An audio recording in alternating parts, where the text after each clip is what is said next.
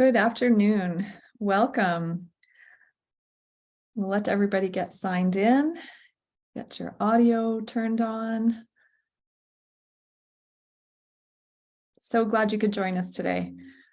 Welcome to teaching new science curriculum in an active, transdisciplinary, and fun way. My name is Cheryl Babin. I'm a designer of professional learning at the Calgary Regional Consortium, and I'm here with my partner, Wanda Deckent, also a designer of professional learning from the CRC. And we are part of a larger team of connected, caring educators from the Alberta Regional Professional Development Consortia. So we're excited today to work on the resources that will support learning and designing for learning in kindergarten and grade 1. You'll notice a link to today's slide deck at the bottom of the slide. It's a bit.ly link, K1 Science-resources. And thank you, Wanda, for popping that into the chat. Very appreciated. I hope everyone's doing well today. Feel free to use the chat and let us know who you are and where you've come from. If you're signing in from maybe your school or your district or your area, let us know where you are and how you're doing today. While you are doing that and popping into the chat, I wanted to share with you another source that I pulled from Braiding Sweetgrass for Young Adults, the book that I quoted from last week by Robin Wall Kimmerer and adapted by Monique Grace Smith for young adults. And this particular component was pulled out of the chapter which talks about allegiance to gratitude. And it's the, I'm going to pronounce this as best I can with respect. I hope I can get it as close as possible. Haudenosaunee Thanksgiving Address. Now, this is not intended to be specifically for the Thanksgiving that European descendants have and like settlers to this land have used, but rather it's an opportunity to really show gratitude for the land. And I think this is really absolutely so essential every day, but in particular today as Alberta is under a state of emergency because of the wildfires. And I'd like to just take a moment to really think about how our land is everything, and the people that care for the land, those of us that have joined here as visitors on the land, but really for us to recognize who's cared for it and lived on this land for generations. And so today, while we are thinking about all of the people who are displaced and are fighting against those wildfires, I would like to also recognize the Indigenous people who are teaching us and we will continue to learn from in terms of how to protect and sustain our beautiful land. So join me in noticing some of the ways in which this particular attempt at consolidating and articulating gratitude comes to life. So I'm just starting here at the top left-hand corner. Let us bring our minds together as one as we send greetings and thanks to each other as people. In these gathered faces, we see the cycles of life continue. I'm going down and around in this way. We send greetings and thanks to our mother, the earth, for she gives us everything that we need for life. The waters of the world that nurture life for all beings and all the fish life in the water. The vast fields of plant life, the berries, the trees, and the medicine herbs of the world.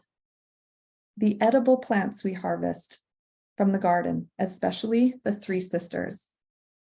The beautiful animal life of the world and all the birds who move and fly above, over our heads. The powers we know as the four winds, who purify the air we breathe and help to bring the changes of the seasons.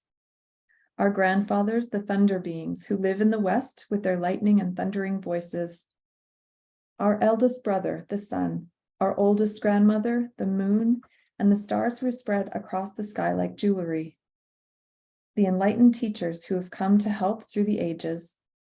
And we now turn our thoughts to the Creator, or Great Spirit, and send greetings and thanks for all the gifts of creation. And now our minds are one.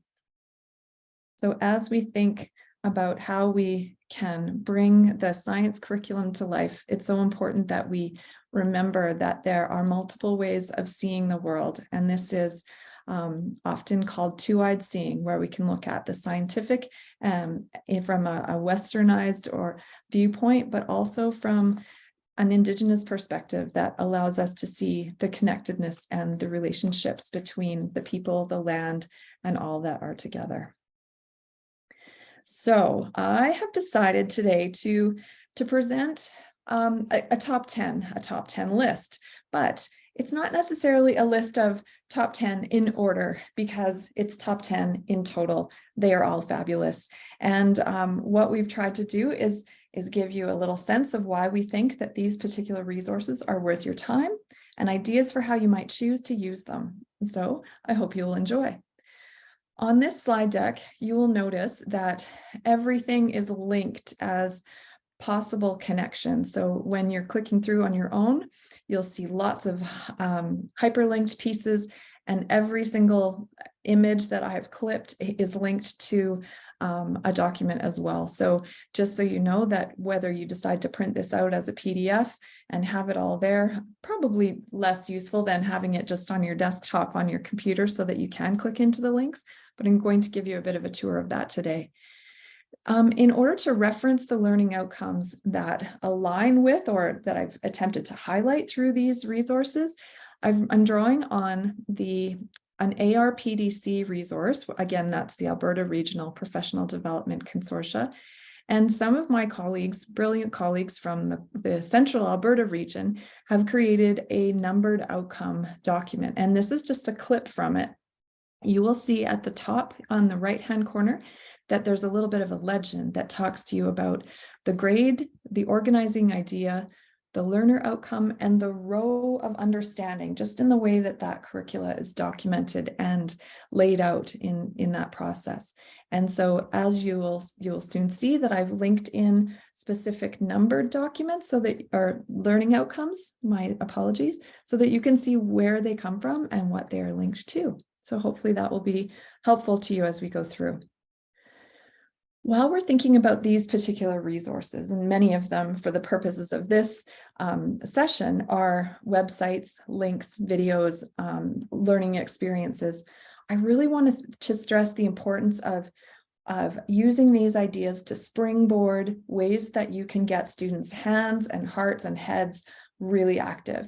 And so wherever possible, we're going to really encourage you to create that learning experience so that kids are active in doing the learning in a very physical and moving kind of way. And then give them the chance to talk. And after that talk, that's where you might write or draw or question or label, bringing some of the structure into that narrative, and then get back to the experience again and coming back to talk. And so this cycle of flow, it's activating different modalities of thinking and learning, and really giving students a chance to form their understandings and build those together as they go. So we'll try to link this cycle of how to really activate students in this work as we go through. All right, so the first resource that I'm going to share today, number 10 on our countdown list, although they're all equal, right, is called Scientists in School. And perhaps you have seen this particular one. This is a link to the website, as you can see, and they're really about igniting scientific curiosity. And they have a lot of different resources and workshops and programs. So I pulled one out that would directly connect to our kindergarten and grade 1 learning outcomes. This one in particular follows into the organizing ideas about matter and energy. And you can see those codes linked in here. Kindergarten matter learning outcome number 1, children examine properties of objects. And so this particular one is called Let It Snow. And when you click into that link, you will get, it takes you to a PDF, which talks a little bit about what you can do on those snowy days with snowflakes and the science of it, tracking temperature, wind, and all kinds of things. What patterns do you notice? There's a field guide to snowflakes. So even within here, there's links to different pieces that you can explore. They recommend how to bring out the magnifying glasses and how to work with different things like that together. Take a look at a video that examines how snowflakes are unique, to how you can form and manipulate and change that matter. And is it a solid? Is it a liquid? How does it turn from a gas? You can start to bridge into some of those pieces. This one has a little link into how clean is the snow, or how do the snow and rain compare? So some scientific inquiries that you can use these questions to provoke and prompt conversation and experiences with your students. And so you can see that they have provided a few different ideas for you. And I love that they've got some art in there. That will lead us right in nicely into our transdisciplinarity for next week. And I know that my friend Wanda is making math learning experiences in her mind right now around some of these provocations and ideas. Am I right, Wanda? Totally. Just thinking about this different symmetry for your snowflakes, and Oh, so yeah, many there you awesome go. options. I love it. So there are more possibilities, and that's just one of the many different experiences that are offered on this website. So we'll give you a chance to look into the programs, and you can see how all of the different parts are here. And then in this resources section on the right-hand side, you can get to educational resources, teacher resources, and video resources. So scientists in school can also come out and offer you in-school experiences with your students. So check it out. Any comments? Feedback? Have you had any experience with this one before? Please open up the chat or pop on your mic and let us know what you think. The next resource I'd like to share is called Let's Talk Science, and it's probably one that you've seen before, but I'm super excited about the way that Let's Talk Science has updated all of their resources to link directly to our new curriculum. Yay! So Let's Talk Science, explore programming and resources all the way through. If you go to the educational resources site here, you can select resources by curriculum, which I love because you can select Alberta, and we can choose any grade. If we do K or 1 for this particular one, you can see that it's our updated science, any topic, and this brings us to a couple of different possibilities. And so I've linked you to one about bee helpers, and you can see that it talks a little bit about how that lesson and learning might be consolidated, learning goals, success criteria, and the assessment components, like how will you know if students are actually learning? I love that they think about it through an interactive, minds-on, active way, and what kinds of materials you would need to consider. And so both of these ones, the bee helpers and experimenting with plants, just as possibilities, you can see that I've selected 3 or 4 different outcomes that directly link into those particular ones. Now, the kindergarten outcomes also will connect to these as well, because you're exploring the environment around you, and it's a little bit more open. So you can most certainly, as you know, those kindergarten students will be captivated by this topic and these resources. So once again, any comments, please drop them in the chat.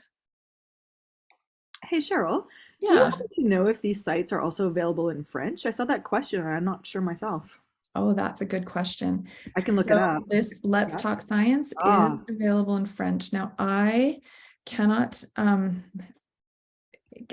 tell you if they are, if all of the mm, resources have been translated, but this particular one is, and so you can see that they are available. I was in a meeting about French resources today, and we are definitely working hard to try to get as many resources available in French as we have for our English teachers as well. And so I will bring you to another link later on where you'll see that we have teams of people working to try to create science resources for our French immersion students, and also for FSL down the road, but mostly predominantly for our French immersion. So great awesome. question. Thank Thanks, you. Cheryl. Anyone use Let's Talk Science? Yes, thank you, Wanda, for indicating. Sometimes you just have to give them your email address and then they will send the resources to you for free. I tried to avoid any resources that had any sort of payment today because I wanted it just to be really accessible to you and not without, to save you from the process of looking for funding and getting a subscription and all of that sort of thing. So, all right. Well, we couldn't talk about science without David Suzuki now, could we? The David Suzuki Foundation continues to have really solid resources for supporting our teaching and learning in elementary science. And so the document that I linked specifically for you today is they have different things such as, well, leads you to one PDF document, and it brings you with, I'm going to just slow down and say that sentence again. This particular document helps to support teachers getting students outside, and many of you do as much as possible and often, but there's others of us that feel that there's barriers and challenges, and we know that those can be real, especially when we're trying to get out into nature and then somebody has to go to the washroom and you're like 5-minute walk away from that, all of those little kinds of barriers. And so this particular resource helps us to support the structures that can enable that kind of learning to happen in practice, and really thinks about it from that teacher's perspective, keeping all the students' needs in mind. There are some structures that can help you make it really safe and controlled. There are suggestions for, as soon as you get out into your space, here's a couple of ideas for some energy burners just to get all the wiggles out, and an adopt a tree idea where students revisit their tree that they've adopted and watch and observe over the course of the year. And so this resource will be really helpful as you consider the ways to get your students as active and as outside as much as possible. I hope you'll enjoy. Thanks, Wanda, for your comment about Rosie's walk. That's great. The computation and sequential thinking, that links perfectly into the computer science outcomes that we have in the K-1 science. So that's great. Okay, the next resource that I really want to share with you is our New Learn Alberta. And there's 2 ways that you can search for resources. I haven't listed them all on this particular slide the same way that I did with the others, but I have 2 screenshots, and I'd like to take you to the Learn Alberta site so that you can see how you might discover the resources that are available and connected specifically to the learning outcomes that you need. So the first way that you can do that is to go right to the Alberta curriculum website, go into your subject that you're interested in. We will go to kindergarten for this one, for example. And then what you need to do is you scroll to a learning outcome, and the outcomes are all green. And when you hover over them, you'll notice that there is a share arrow and a small lowercase I. So oftentimes I've said you just click on the I and people are actually looking for a physical I, but it is an information button there. And when you hover over that, you can see that it kind of lights up and gives you those. So if you click on the I, and you're patient because, just things sometimes bump around a little bit. So we're going to scroll through and click on an I, kindergarten, children examine and describe surrounding environments. So let's click on this one. Once you get into this piece, which is called a flyout, you can toggle between the cusps, all the knowledge, understanding, skills, and procedures, and the resources. And so underneath this particular learning outcome, you have this particular book, and it's a recommendation. This one is called Taking Care of Mother Earth, and it's an information only. So this is one you might want to get in your library, or one of those or get ordered or take it out from the public library as you get into your classrooms. The other way that you can get into the Learn Alberta resources is, I've been on all day and it kicked me out for being away for a moment, is to actually go into the Explore Resources section. And what you can do here is you can really take a look at the filters and use these to your advantage. And so we do have some resource collections, the Mathology Little Books, the Jump Math, and Gizmos. Gizmos are really helpful for math and science concepts, but for kindergarten and grade 1, there aren't as many choices. They're really helpful in some of the older grades. But what I would recommend that you do is toggle the grades that you're interested in. At this point, I'm going to select kindergarten and grade 1, and then I'm going to choose science. You can choose language and format, etc. And now that I am signed in, you can see that each of these books, this literacy reader, for example, is unlocked, and it connects directly to this learning outcome, A Frog's Life. And when I click on this resource, it brings me right to the book version of this resource. And there's a feature where you can click along like this and zoom in, zoom out. It all begins at the pond. And you can have your friend read it out loud for you if you like. So great images. It's all sourced and cited properly and directly connected to that particular resource for you. So within this, you'll see that there are quite a lot of resources. There's 63 that tag toward kindergarten and grade 1 science in both languages. So if you don't yet have your login for your own account with New Learn Alberta, it's totally worth doing that. There's also great Indigenous perspectives represented in the different books and resources that are connected here. This one, for example, Acorns for Wilaya, is you can see that it's connected to kindergarten and grade 1. So multiple different ones are here. And again, you can also give this resource link. You can put it into Google Classroom or whatever you need so that you can let your students see it, or you can put it on the board so that you can present it as a mentor text or read it together, perhaps as a group, or maybe even in as a center or something like that. So definitely take the time to check out New Learn Alberta. There's lots of resources that have been purchased and tagged particularly for those outcomes for you. All right, the next one, I think you're going to love this one. PBS Learning Media. Yeah, you remember the old PBS resource of websites and learning. They have a whole collection of videos, documents, interactive website types of learning. But one of the ones I wanted to show you was this one here. It's called, so you can see that it brings you to a student site, Peep and the Big Wide World After the Rain. Let's just give you a little moment of this particular video, which you can download or you can watch in English or Spanish. And just let's see what we can do with this one. Well, today it rained. That's me, Oliver, Jonah, sitting on the steps. We're going to look at what the rain left behind.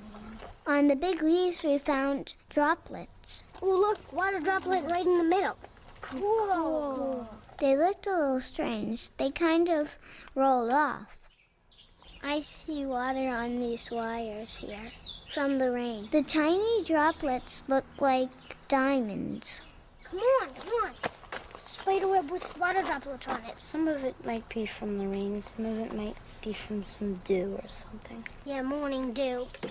We decided to make our own rain. This is rainwater, so we'll use this to fill our watering can. We made droplets on the leaf like real rain. This particular resource also has teaching tips, a little bit of background reading if you want to make your own background understanding a little bit more robust, and then an activity that you can use to go with it.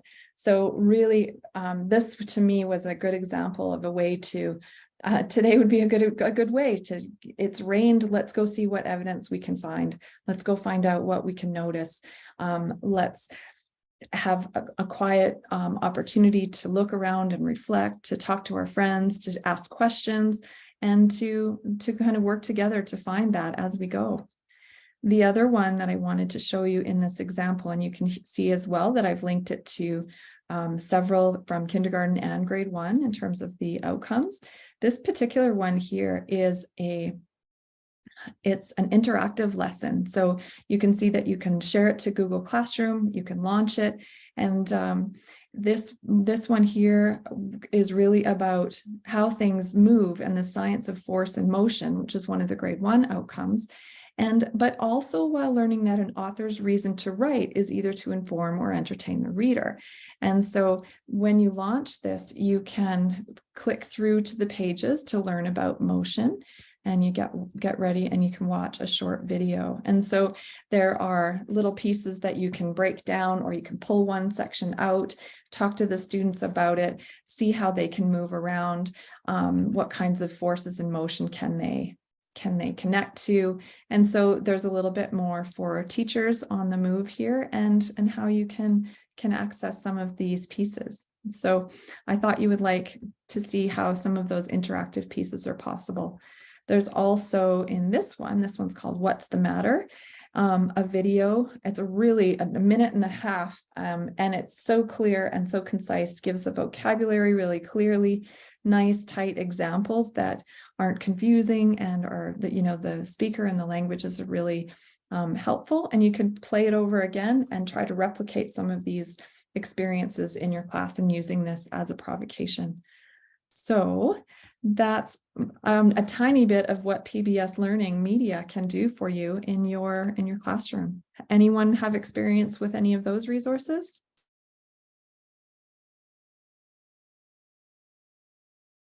If not, maybe tomorrow, maybe you'll have a chance. And so, all right.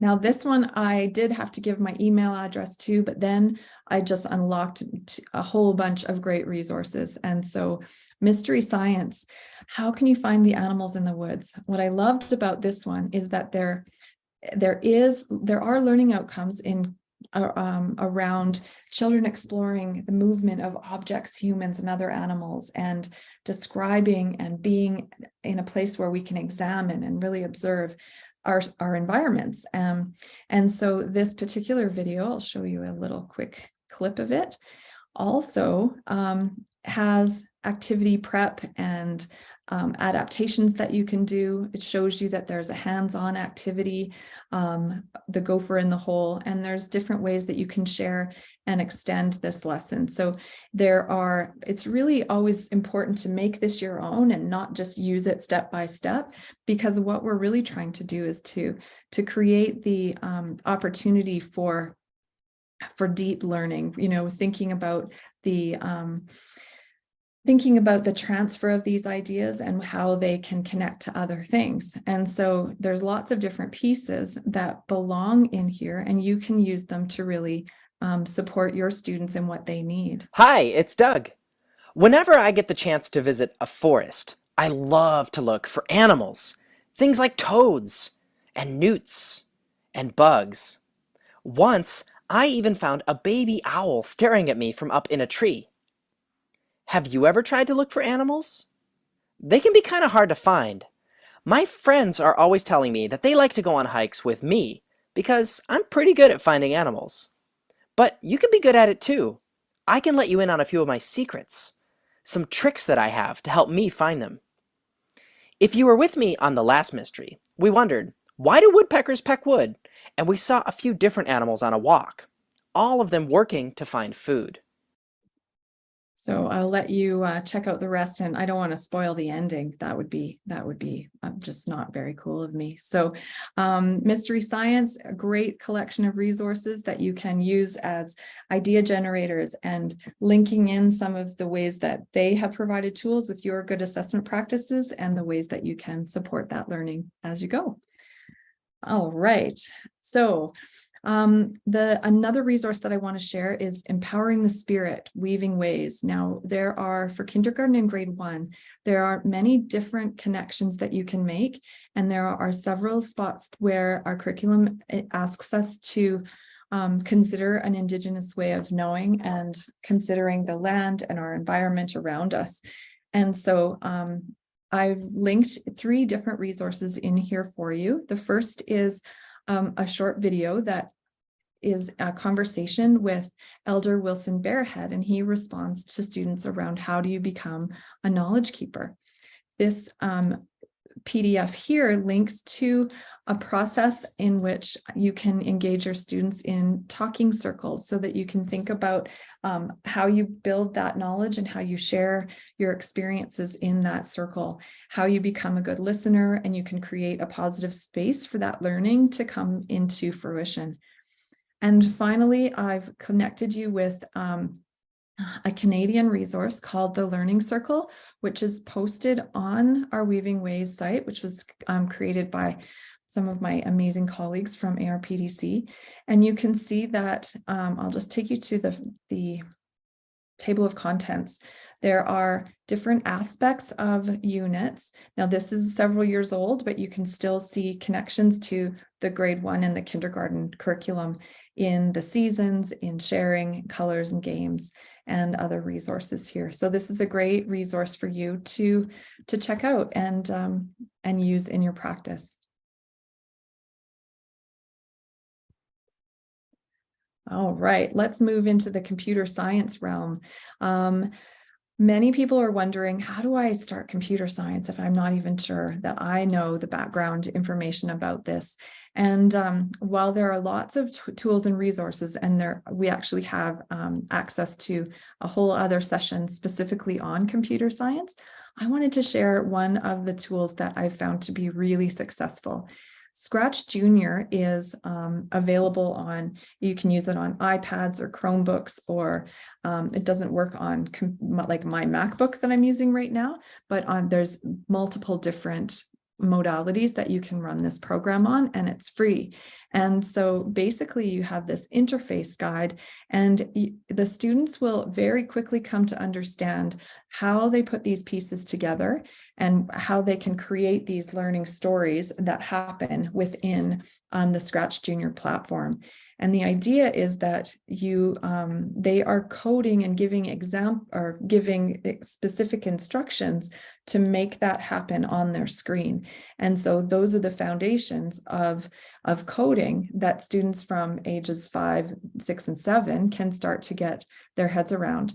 I'll just show you a little clip from this video.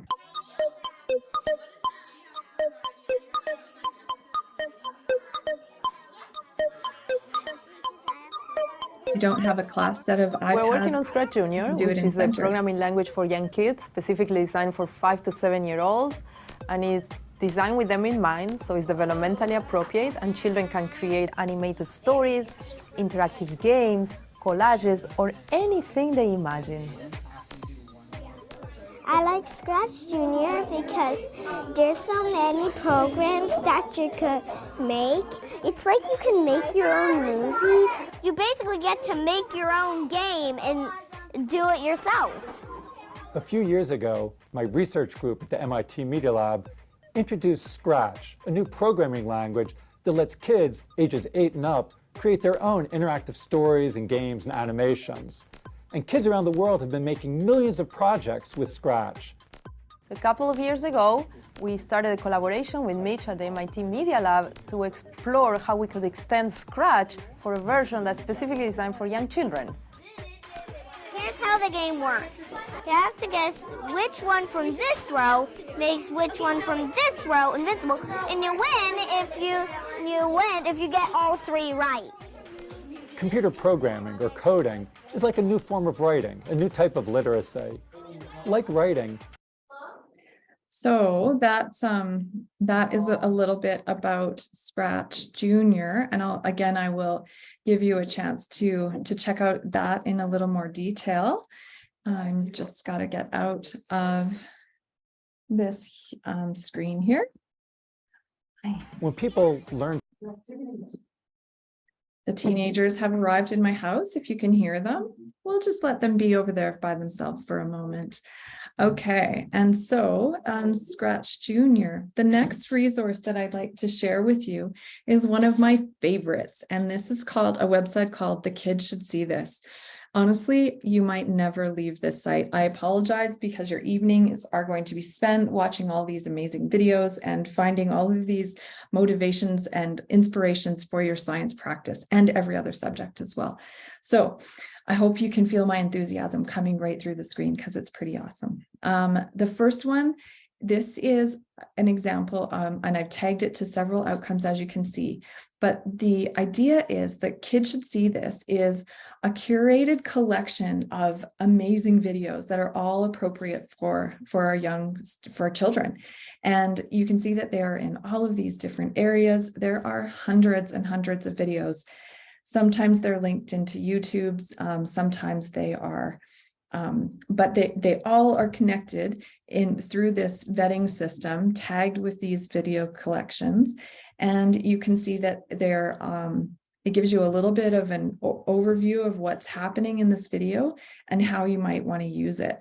And so the one that I was just like, had fallen in love with is this life on the inside. And so this particular scientist put a camera inside a bird box and watched how the middle of spring, how it all sort of progressed.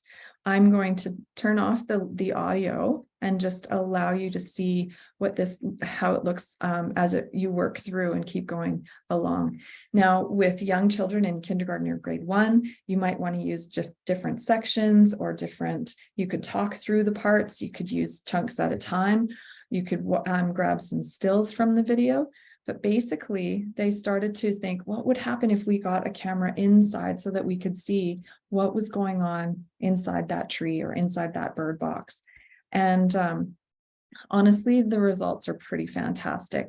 I'm going to skip ahead a little bit here so you can see that the mama bird is starting to bring in different pieces and collecting. They talk about, so this connects to how the birds move, why they are foraging, how they're communicating with each other, what their purpose is and what they're doing.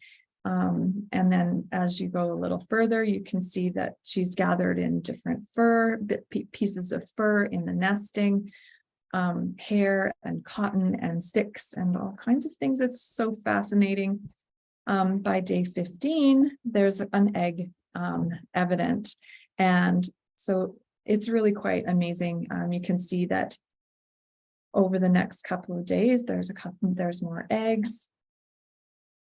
And this view is just really outstanding, isn't it? And so maybe you've seen this before. There's the light display. There's throughout this video, they also talk about what's happening outside and if there's a threat, how the birds will behave. It's just so clear, and the narration really helps to fill in what's happening. And now you can see these little tiny birds are emerging from their eggs after 36 days. These are black-capped chickadees, which is, of course, one local to our area. Look at these little beaks. And they talk a little bit about what's happening. And so I think your students and all the other teachers around you and your families will want to see this video too. I hope you feel the same as I do. So this one was actually curated on The Kids Should See This, and you'll see that it's pretty amazing. So I hope you will enjoy that. The other one that I grabbed from this site, just to show you the diversity and the range that is possible, this particular one is about dominoes. And so I thought about the ways in which this would help students understand movement and force and how the energy and the motion are created through this cat video and the dominoes. And it's quite entertaining, as was the other one there. But just watching how the cats behave, and how they watch and what's happening with the dominoes and the interaction between those moving pieces, what kinds of forces are at play. Looks like a little bit of,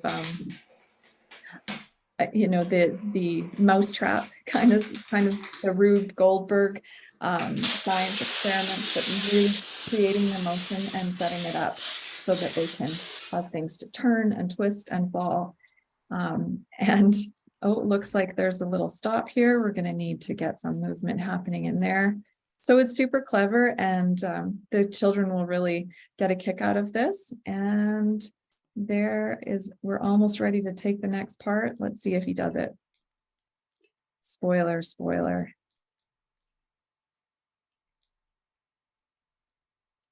Have a little stretch.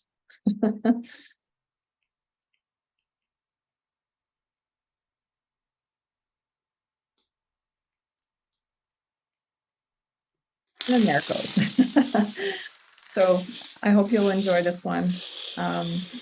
There's so many things you could do with this as well. You could talk about questions. What questions come up? What observations can you make?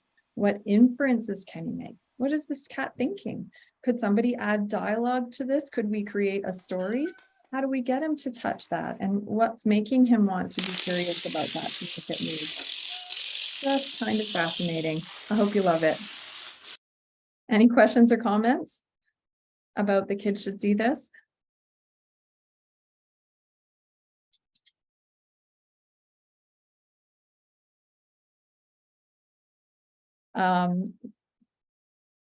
Yeah, to something for tomorrow. That's good. I love it. If you can come to a session and have something for tomorrow, I am happy. That's been great. So the one thing that I think will be your most valued resource for unpacking the new science curriculum has really been supported by my colleagues across the province with ARPDC.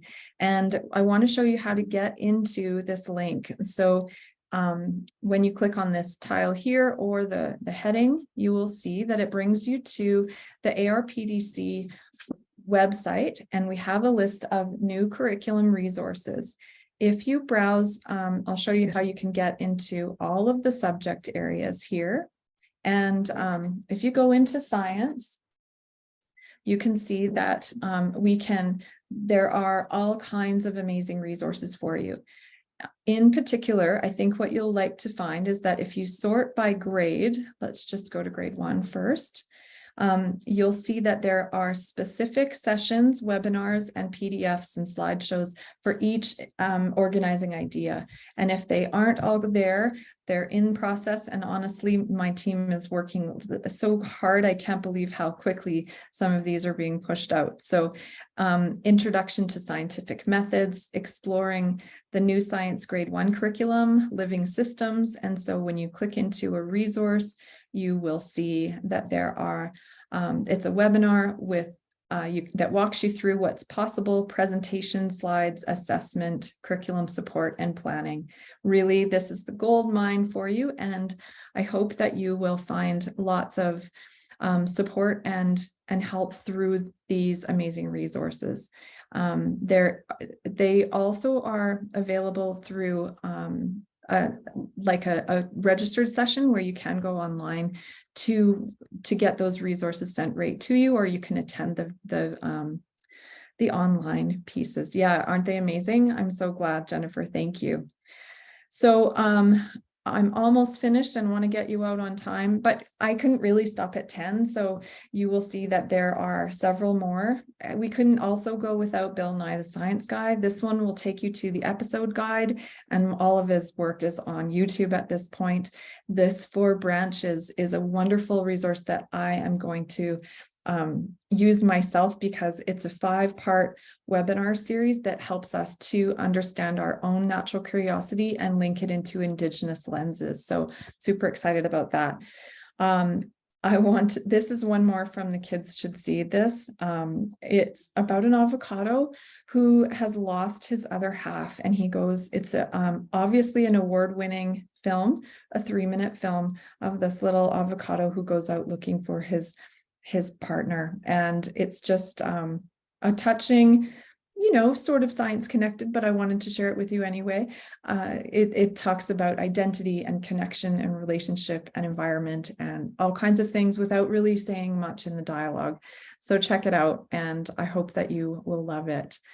So yes, who could stop at 10? I'm wondering, how many I wonders do you have at this point? What questions do you have?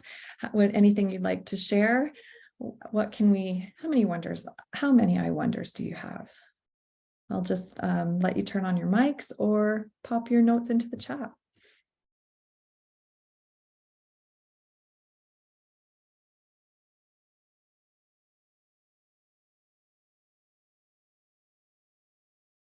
Oh, the slides, you didn't get the slides from last week, and the recordings have been sent out to everyone who registered.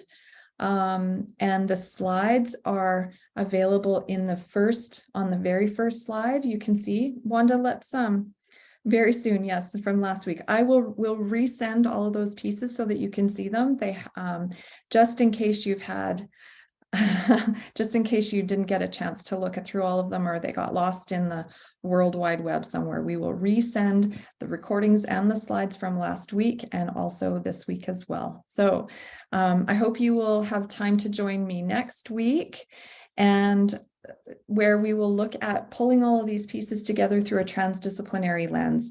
Hope to see you then. Thanks so much.